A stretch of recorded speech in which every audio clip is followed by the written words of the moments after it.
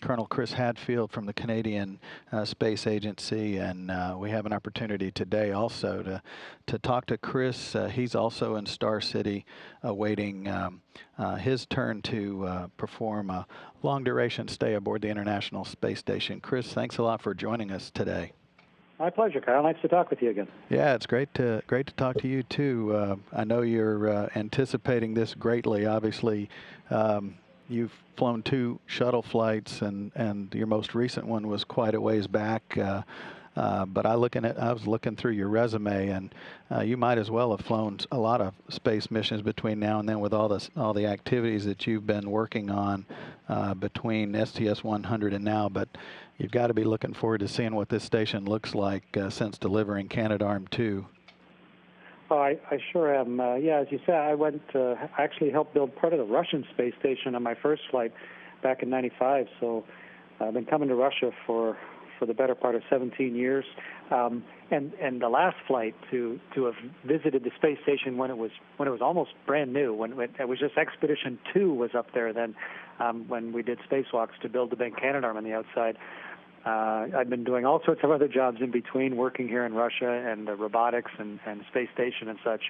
But training specifically for this one, Kyle, for about the last 4 years or so, and now to be in the left seat of the Soyuz, so helping Roman fly the Soyuz, and then to be asked to step up as the commander of the International Space Station come March or so for the last 3 months we're there.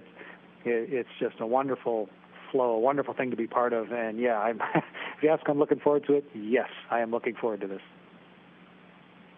You know, I know that you've trained extensively for Soyuz.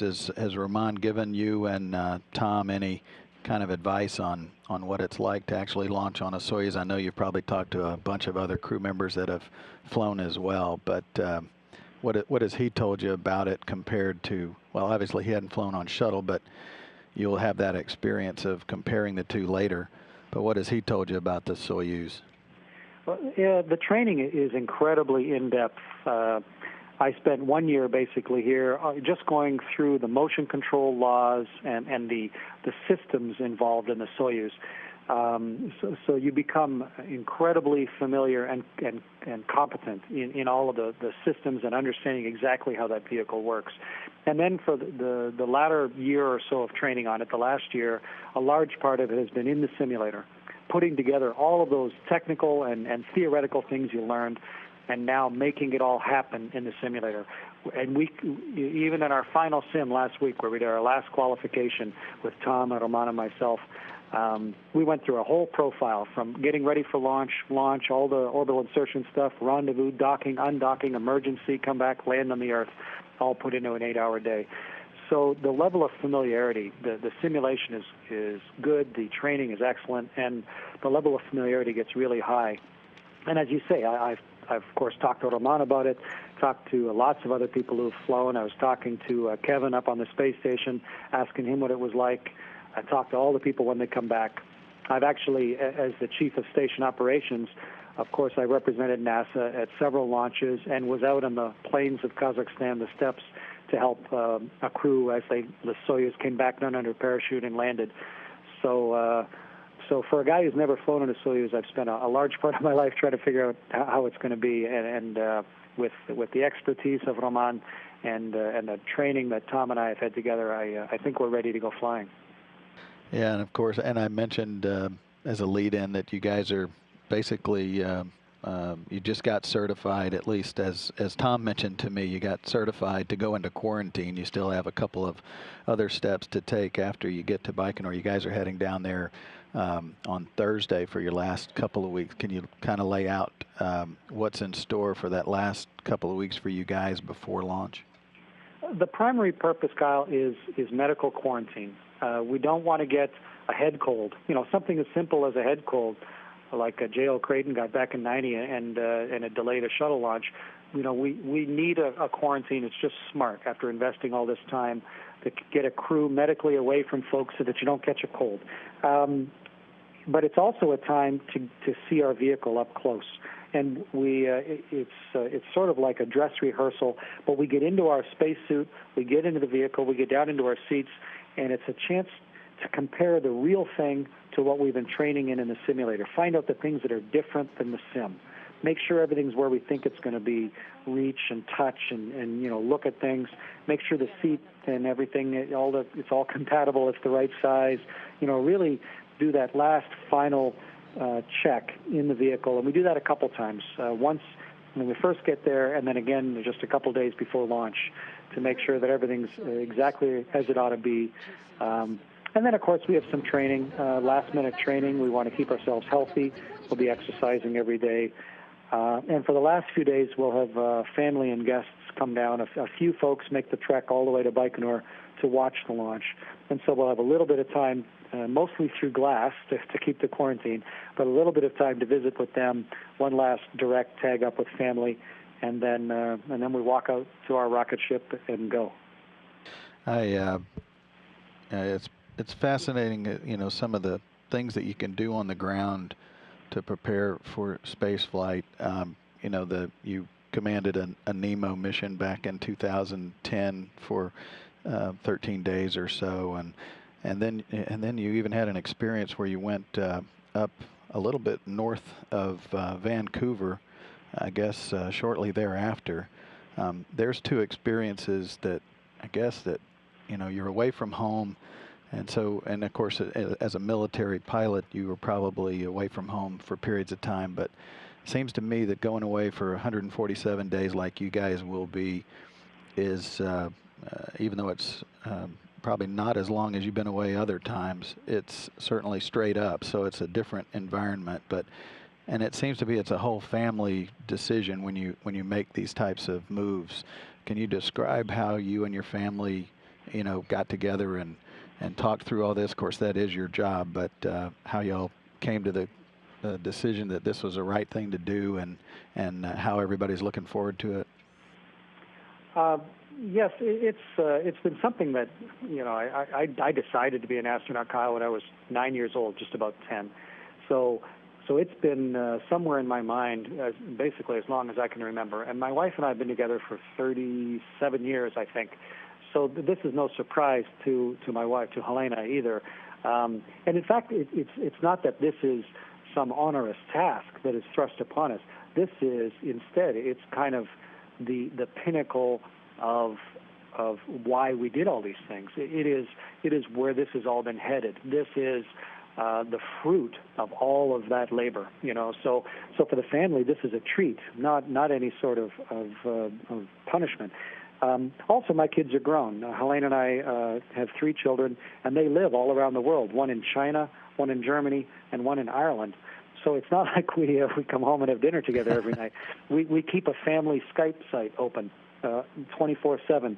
So when my son wakes up in China, he can make a comment of, hey, I poured sour milk on my Cheerios this morning or something. And then during the day, everyone can, it's just as if we have a running family conversation.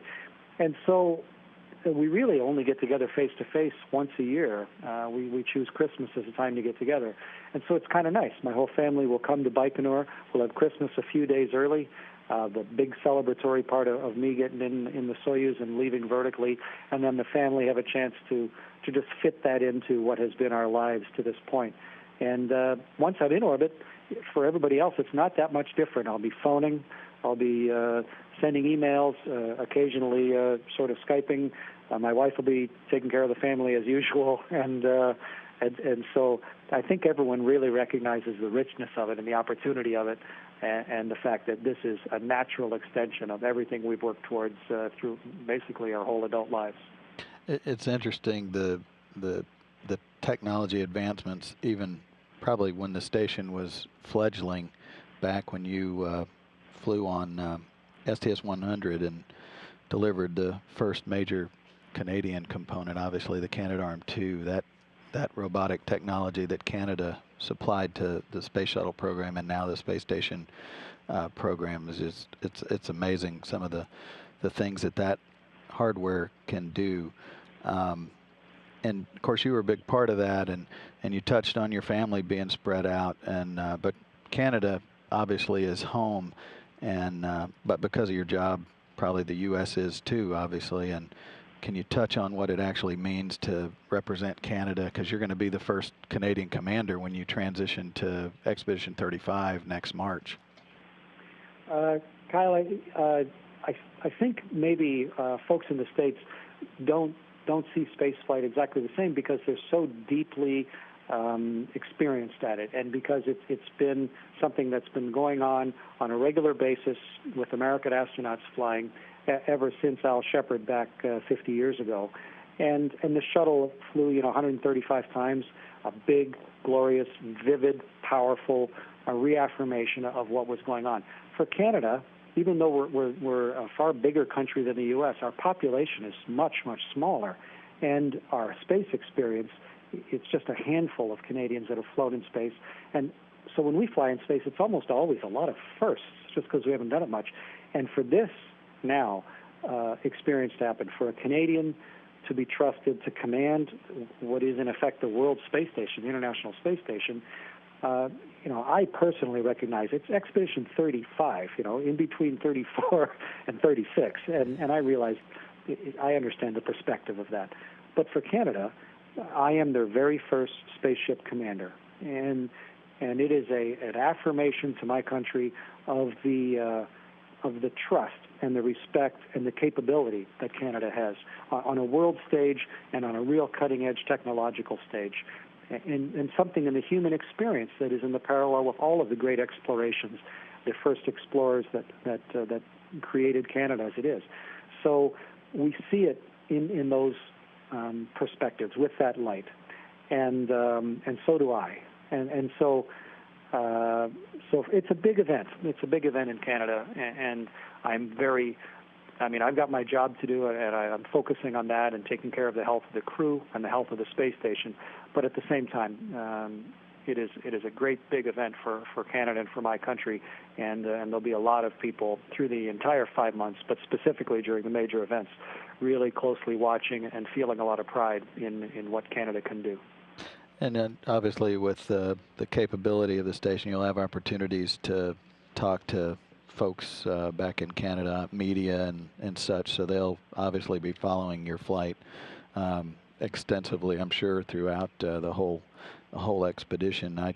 I was after I talked to Tom yesterday, I was thinking about something he said, because obviously the reason the station is there is exploration and experimentation, but one of the things he mentioned was that during y'all's increment, I think he said something about 130 experiments will be either ongoing or new or finishing up. And I was doing, not that I'm great with math, but I was doing the math. I said, that's about an experiment a day, since you guys are going to be there for 147 or so days, which is just fascinating to the capability of the station from probably when you flew back in '01 to now, and what the station at least is capable of doing.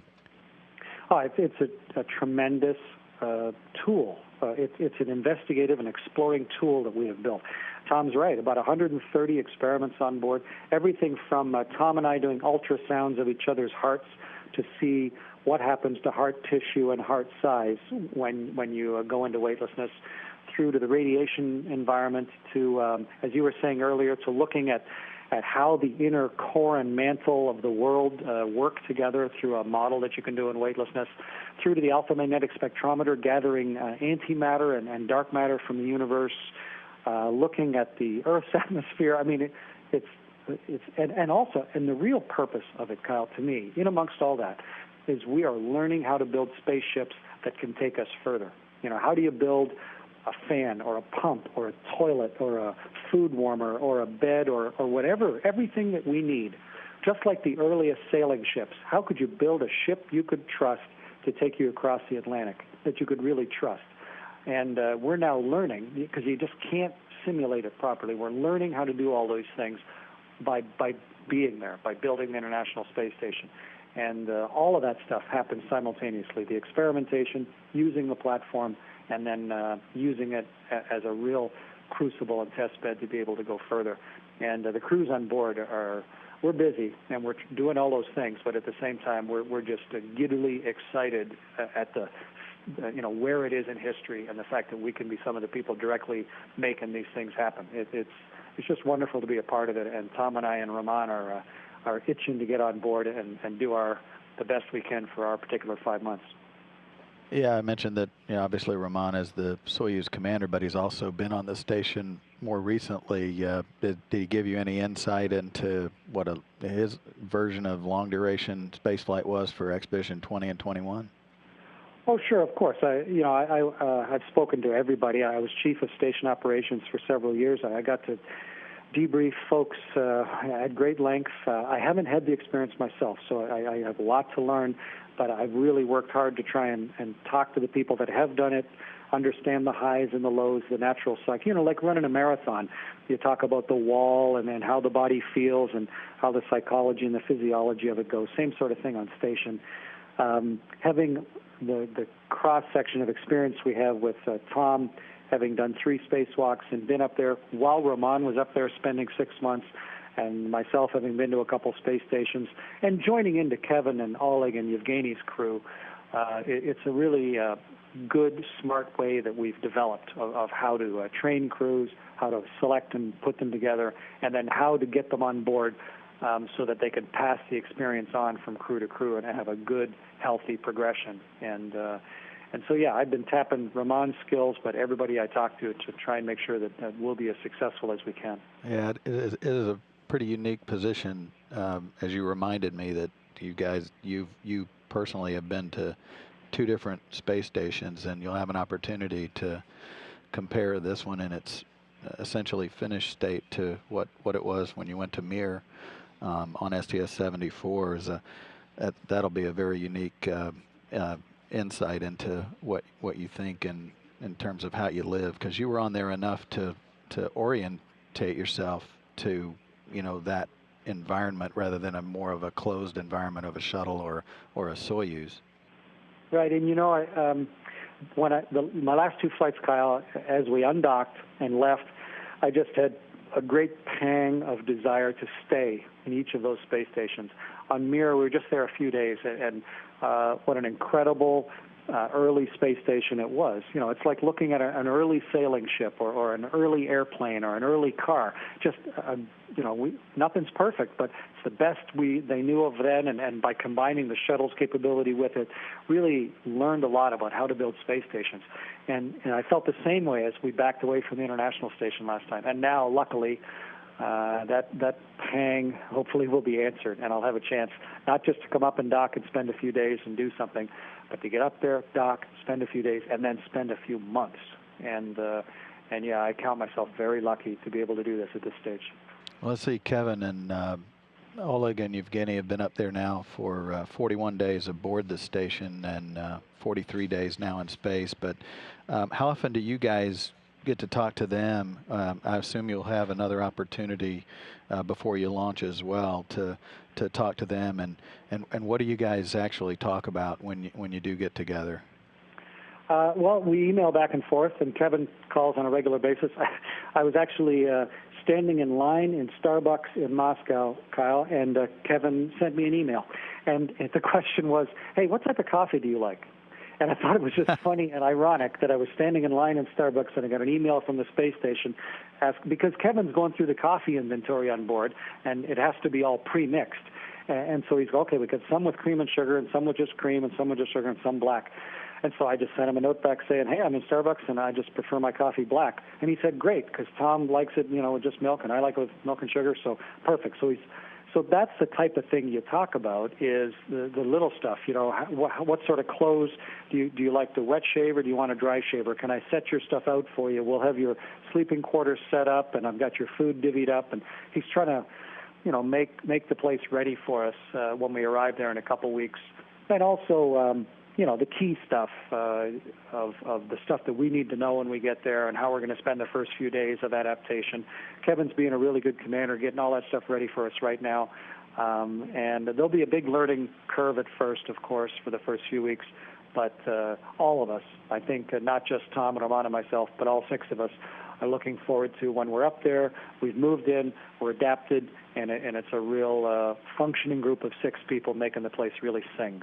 It was actually a great setup for what I was going to ask you next, because of the personal part of it. Obviously the experimentation and the work that you're doing up there is most important. But, there's a balance that you have to strike in your life, whether you're in space or on the ground, and that includes, the fun things that you do, the work that you do, and you're going to be able to do that all in one location. And although obviously the station is quite large, it is really one location. And I know one of your passions is music, and I talked to Tom because I saw in his bio that he plays guitar also. So I asked him, I said, are you guys going to have a little concert up there, a jam up there? He says, I think there's only one guitar, but we're going to try to work something out. We'll be passing it around. I play in two bands right now. I have for years. I've been writing and playing music my whole life. A song that my brother wrote for my first space flight was actually arranged for the Houston Symphony, and they asked me to come and sing that song a few times with the Houston Symphony. So music is a big part of what I enjoy doing here on the surface of the Earth. And I brought a guitar to the space station Mir, in fact, back in '95, and spent a while playing and singing and just having a normal collective human experience with the other people living up there on Mir.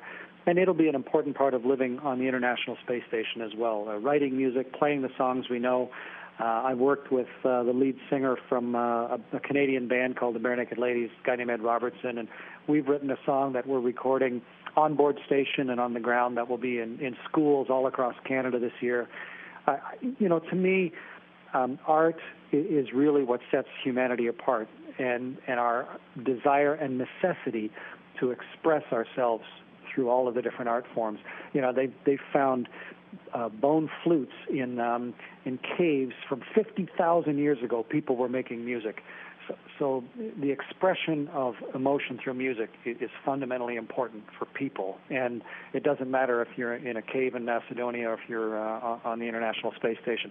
So Ramon's a guitar player, and he's played in a rock band, and Tom's a very good classical guitarist, and I play guitar and sing. So it's not the main focus of what we're doing up there, but it's definitely going to be an important part of what happens. And I'm really looking forward, Kyle, to floating weightless next to the cupola window, playing that guitar up there, songs that I love, songs that I've just written, and really trying to help understand the experience through that special language that I love so much of music.